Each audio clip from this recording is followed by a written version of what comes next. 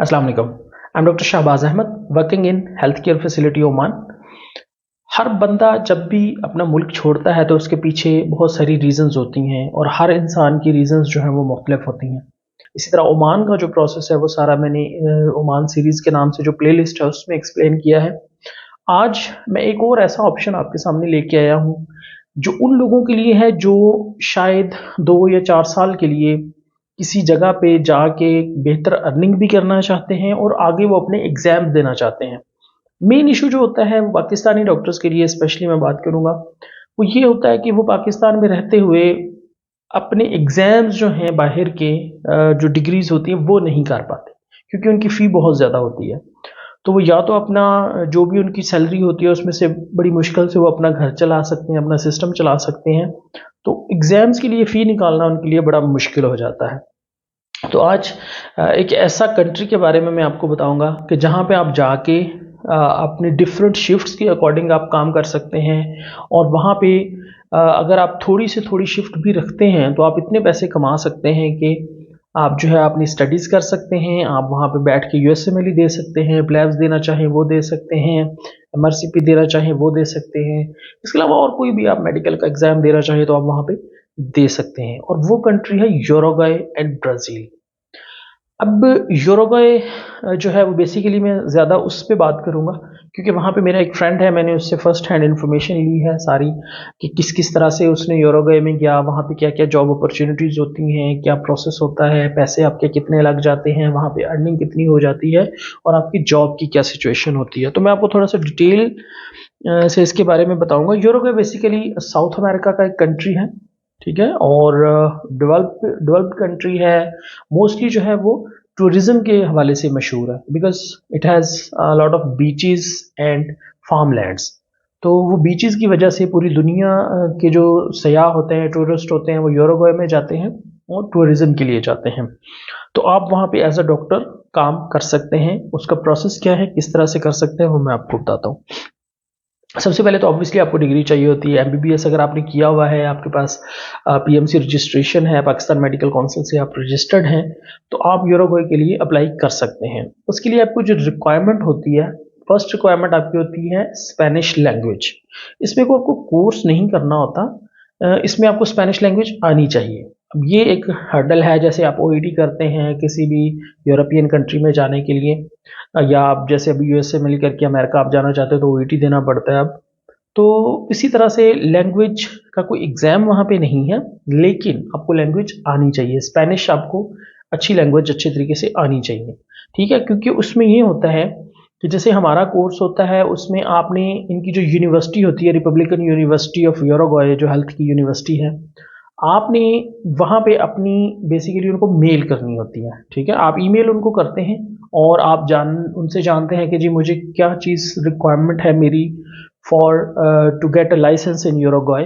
तो वो फिर आपको आपकी जो कंट्री होती है उसके अकॉर्डिंग आपको वो रिप्लाई करते हैं कि भाई आप ये जो है ना आपकी, बाकी तो हमारे पास रजिस्टर्ड है या हम आपको अलाउ करेंगे, बट ये चीज़ जो है वो आपकी थोड़ी डिफरेंट है, तो इसको आप जो है ना प्रिपेयर करें, इस पे हम एग्ज़ाम लेंगे। और वो आपकी क्या होती है, मोस्टली जो होती है वो फोरेंसिक मेडिसिन होती है। तो जो पाकिस्तान से लोग इंडिया, पाकिस्तान, बांग्लादेश से जो अप्लाई करना चाहते हैं वो अपनी एक तो फोरेंसिक मेडिसिन जो है उस पे उनका वाइवा होता है, दैट्स इट। और कोई किसी किस्म का किसी और चीज़ पे वाइवा नहीं होता। वहाँ पे मेडिको लीगल या फोरेंसिक के हवाले से वो आपसे क्वेश्चंस पूछते हैं, 5-6 लोग बैठे होते हैं, वो सिनेरियो आपको बताते हैं। और ये मसला ये है कि ये स्पेनिश में होता है, ठीक है। तो स्पेनिश में आपसे कुछ सिनेरियो आपको बताएंगे डिफरेंट तरह का, जैसे वो शुजा वगैरह हम पढ़ते थे फोरेंसिक में, लेकिन ऑब्वियसली फोरेंसिक मेडिसिन जो है वो बहुत ज़्यादा एज अ मेजर सब्जेक्ट नहीं पढ़ाया जाता पाकिस्तान में। इस वजह से शायद हमें हमारी जो पाकिस्तानियों की रिक्वायरमेंट होती है इंडिया, पाकिस्तान, बांग्लादेश की, वो स्पेनिश, एक तो स्पेनिश लैंग्वेज और दूसरा फोरेंसिक मेडिसिन होती है। वापस सारा वाइवा फोरेंसिक मेडिसिन में लेते हैं। तो बाकी मेडिसिन सेम होती है, इसलिए वो इस पे कोई ना तो आपका एग्जाम लेते हैं, ना वाइवा लेते हैं, ना कुछ होता है, ठीक है। तो आपने फोरेंसिक मेडिसिन वो आपको ऑब्वियसली वो बताएंगे, और जब आपका एग्जाम होगा वो आसानी से पास हो जाता है।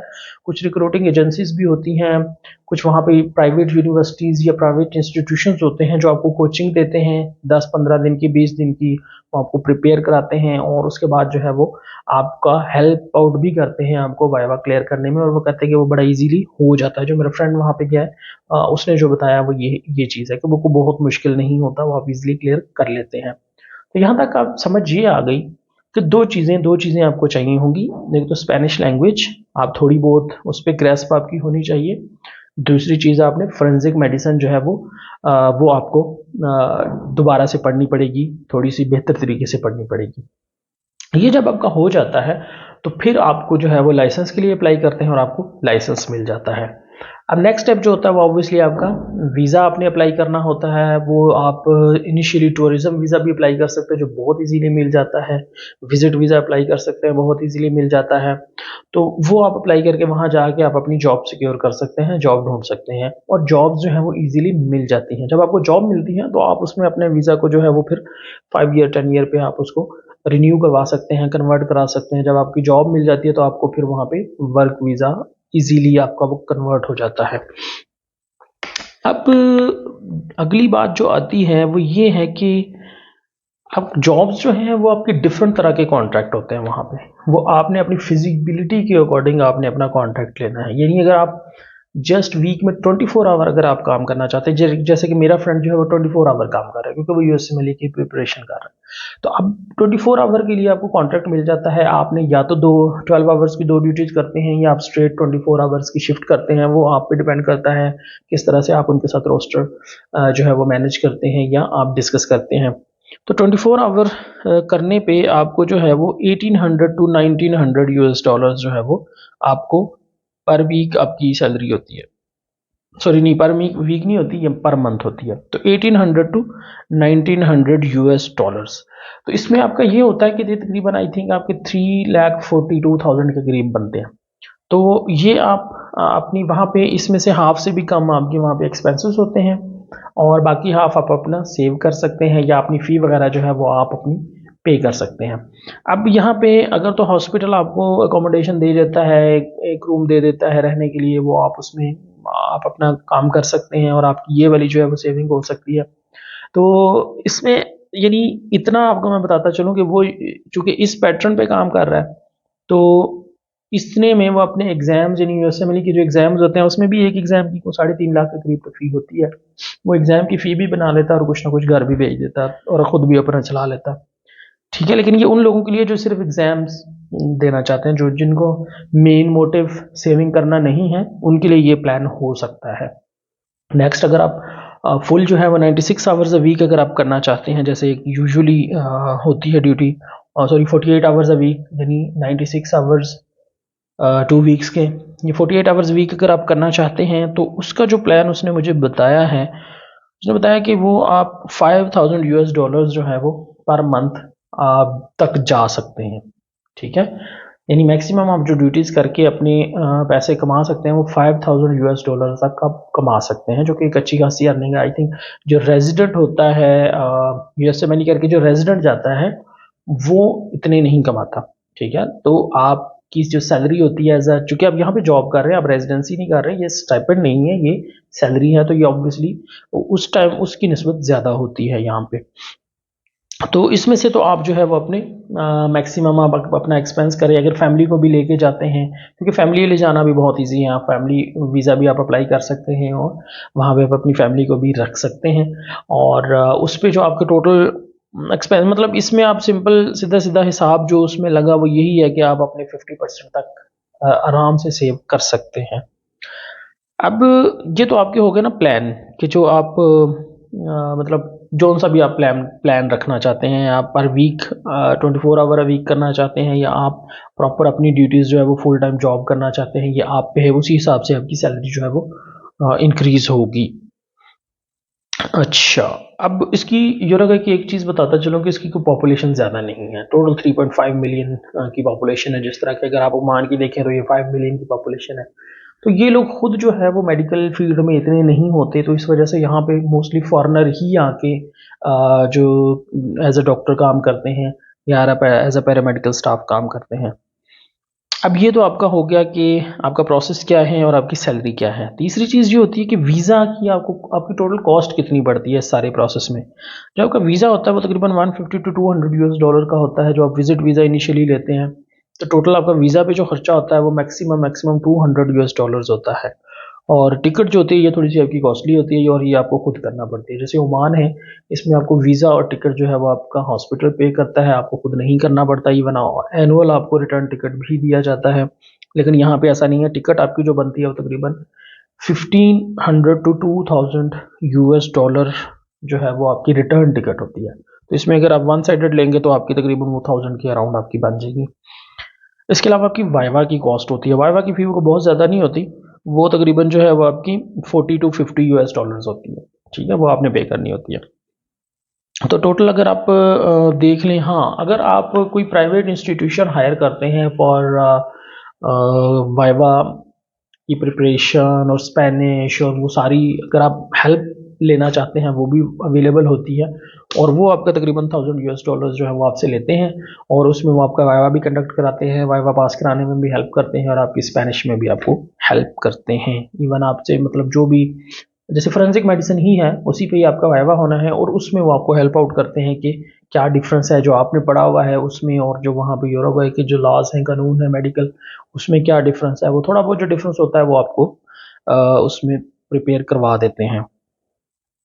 दूसरी जो उसने मुझे बताया था कि एवरेज कॉस्ट ऑफ लिविंग जो है ना वो, यानी 2 BHK अपार्टमेंट है, ठीक है, और उसका जो रेंट प्लस बिल जो है वो 450 के अराउंड टोटल ये चीज़ हो जाती है, 450 यूएस डॉलर्स। और ग्रॉसरीज आपकी 400 टू 500 के अराउंड हो जाती है। तो इसका मतलब ये हुआ कि तकरीबन आपका वही 1000 टू 1500 के अराउंड आपका टोटल एक्सपेंस आता है। ठीक है, वहाँ पे रहने का। तो अगर आप जो है वो जैसे 5000 आप कमा रहे हैं तो इट मीन आपको 3000 तो एटलीस्ट मिनिमम आपको सेविंग हो जाती है। ठीक हो गया जी। इसमें ऑब्वियसली फिर जो थर्ड चीज़ है वो ये है कि अगर आप कैपिटल में रहते हैं, आप मेन सिटी में हैं या आप थोड़ा सा पेरिफेरी में हैं, तो उसके हवाले उस हिसाब से भी कॉस्ट ऑफ लिविंग जो है वो ऊपर नीचे हो सकती है। ये हर जगह पे ऐसे है, आप किसी भी मुल्क में जाते हैं तो उसके अगर आप मेन सिटी में रहेंगे तो कॉस्ट ऑफ लिविंग हाई होगी, अगर आप उसकी थोड़ी पेरिफेरी में रहेंगे तो वो कॉस्ट ऑफ लिविंग आपकी जो है वो कम होगी। जो वहाँ पे ज़्यादातर लोगों का जो कारोबार है, काम है, वो एक तो फार्मिंग है, दूसरा डेयरी प्रोडक्ट की प्रोडक्शन है। ये दो चीज़ें जो हैं वो वहाँ पे मेन है लोगों की, तो इट मीन इससे आप अंदाज़ा लगा सकते हैं कि ये, और दूसरा बीचेस हैं, फिशिंग है, तो आप अंदाज़ा लगा सकते हैं कि वो कितना खूबसूरत मुल्क होगा। यूरुग्वे और टूरिज्म इंडस्ट्री इसकी बहुत ज़्यादा मशहूर है। दूसरा ब्राज़ील जो है वो इसके बहुत करीब पड़ता है, ब्राज़ील का बॉर्डर करीब है, तो आप दोनों तरफ भी जॉब कर सकते हैं। यहाँ पे आपके पास ये रिस्ट्रिक्शन नहीं है। ठीक है, एक चीज़ ये है, जैसे ओमान में आपके पास रिस्ट्रिक्शन है, आप जिस हॉस्पिटल में काम करने के लिए गए हैं आप सिर्फ वहीं पे काम कर सकते हैं, आप कहीं और काम नहीं कर सकते। यहाँ पे आपके पास ये रिस्ट्रिक्शन नहीं है।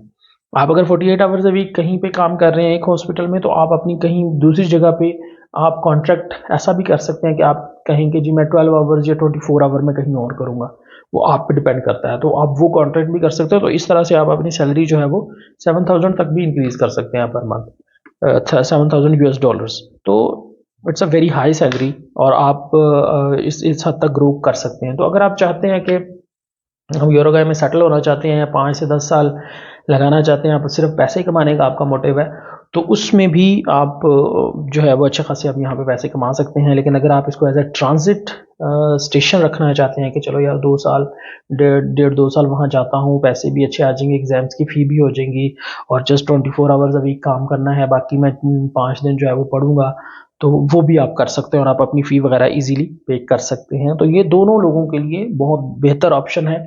लेकिन ऑब्वियसली मैं मेरा सिर्फ मोटिव ये है कि आपको, क्योंकि सैचुरेशन होती जा रही है हर जगह पे, ठीक है, अगर लोग एक ही तरफ, जो जिनका ट्रेंड बनता है, लोग एक ही तरफ जाना शुरू हो जाते हैं, तो उससे थोड़ा सा ये होगा कि लोग थोड़े डिवाइड होकर डिफरेंट डिफरेंट जगहों पे अगर जाते हैं, क्योंकि मोस्टली जो आउटफ्लो है वो हमारी कंट्रीज़ का ही है, इंडिया पाकिस्तान बांग्लादेश से ही आउटफ्लो ज़्यादातर होता है। बाकी कंट्रीज़ जो है वहाँ से इतना आउटफ्लो नहीं होता, और अगर होता भी है तो यूरोप के अंदर ही आउटफ्लो होता है। जैसे अगर यूरोप की बात करें तो यहाँ से जो इनकी अपनी जो प्रोडक्शन जो होती भी है वो स्पेन शिफ्ट हो जाती है। ठीक है, जो मुझे पता चला है। तो वो क्या करते हैं कि वो मेजर सिटीज़ में या मेजर जो कंट्रीज़ हैं यूरोप के, जैसे स्पेन है, वो वहाँ शिफ्ट हो जाते हैं। तो इस वजह से इधर स्पेस हमेशा क्रिएट होती रहती है, और ऑब्वियसली हमारे जो डेवलपिंग कंट्रीज़ हैं या अंडर डेवलप्ड कंट्रीज़ हैं, यहाँ से फिर लोग इन एरियाज़ में जाके भी ऐसा समझ सकते हैं कि वो एक बड़ी कंपैरेटिवली बेटर प्लेस पे आ गए हैं। तो मेरा मोटिव मकसद सिर्फ यही था कि अगर कोई ऑप्शन ढूंढ रहा है इस तरह का, तो मैंने सारी इन्फॉर्मेशन दे दी है। बाकी डिसीजन आपका है, आपने किस तरफ जाने के लिए ट्राई करना है सिचुएशन को देखते हुए, क्योंकि इस तरफ लोगों का जो आउटफ्लो है वो बहुत कम है, इस तरफ लोग बहुत कम जा रहे हैं, कोई ट्रेंड नहीं है ख़ास। लेकिन ये जो इंफॉर्मेशन है ये बिल्कुल रिसेंट है। ठीक है, आप सर्च कर सकते हैं। उनकी जो यूरुग्वे की रिपब्लिकन यूनिवर्सिटी है, जो मेन उनकी हेल्थ, जैसे मिनिस्ट्री ऑफ हेल्थ होती है बाकी जगहों पे, इसी तरह उनकी जो रिपब्लिकन यूनिवर्सिटी होती है वो बेसिकली हेल्थ को डील करती है। आप उसको सर्च कर सकते हैं, वहाँ पे ईमेल कर सकते हैं उनको, और आप पूछ सकते हैं अपने लिहाज से कि भाई मैं इस यूनिवर्सिटी, जैसे हम यूनिवर्सिटी ऑफ हेल्थ साइंसेज में हमारी स्टडी होती है, तो आप उनसे वो पूछ के ईमेल एक प्रॉपर तरीके से करके आप अपनी उनको सीवी सेंड करें, वो आपको रिप्लाई करेंगे। ठीक है, विद इन 1-2 वीक आपको रिप्लाई आ जाता है, और वो आपको बता देते हैं कि भाई आप ये चीज़ कर लो। ठीक है, और फिर आप अपने लाइसेंस के लिए अप्लाई कर सकते हैं। ठीक है, बाकी मज़ीद कोई इन्फॉर्मेशन अगर आप इसके बारे में लेना चाहते हो तो कमेंट सेक्शन में आप पूछ सकते हैं, और ट्राई करें कि चैनल को सब्सक्राइब करें। और बाकी ओमान के बारे में भी इंफॉर्मेशन पूरी अब डिटेल्ड उसमें दी गई है, उसकी वीडियोस को देखें, आपको सारे के सारे क्वेश्चंस के जो आंसर हैं वो आपको मिल जाएंगे इंशाल्लाह उसमें। बाकी मैंने दुबई यूएई के बारे में भी वीडियो अपलोड की थी, उसमें थोड़ा सा जो सैलरीज का है उसमें थोड़ा सा फिगर्स का डिफरेंस है, क्योंकि मैंने शायद पुरानी वाली सैलरीज बताई हैं वहाँ पे यूएई की या दुबई की, तो उसमें थोड़ा सा डिफरेंस हो सकता है, अदरवाइज जो प्रोसेस है वो आपका सेम है। और दूसरा ओमान के बारे में बिल्कुल अप टू डेट इन्फॉर्मेशन है, वो आप देख सकते हैं। इंशाल्लाह नेक्स्ट मेरी जो है वीडियो, क्योंकि मैंने वहाँ पे खुद अप्लाई किया था और मेरी वहाँ पे भी मेरी सिलेक्शन हो गई थी और मुझे मेल भी उनकी आ गई थी, वो है ब्रुनाई दारुस्सलाम। वो भी एक बहुत खूबसूरत कंट्री है, बीच कंट्री है, इस्लामिक कंट्री है, और वो बिल्कुल मलेशिया के साथ है।